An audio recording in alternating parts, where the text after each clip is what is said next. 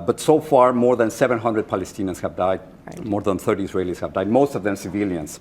Do you think that Israel somehow responded in a disproportionate way? Jorge, it's such a tragic situation. I think Hamas intended to provoke Israel, because that's why they started the rocket fire again. As I say, when I negotiated ceasefire, it held until just this month.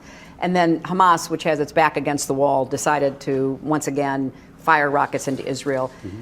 Israel made it clear that wasn't acceptable. Hamas kept doing it. Israel said, we have to stop the rockets. And then they discovered all these tunnels.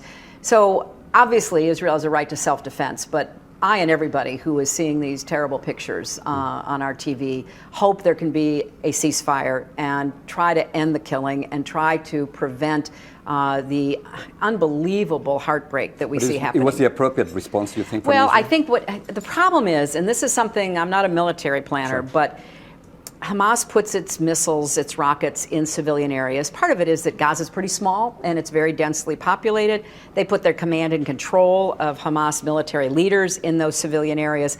Israel, I know, has sent warnings and tried to get people to move. But in any kind of conflict, there are going to be civilian casualties, and we need to try to get to a ceasefire as soon as possible.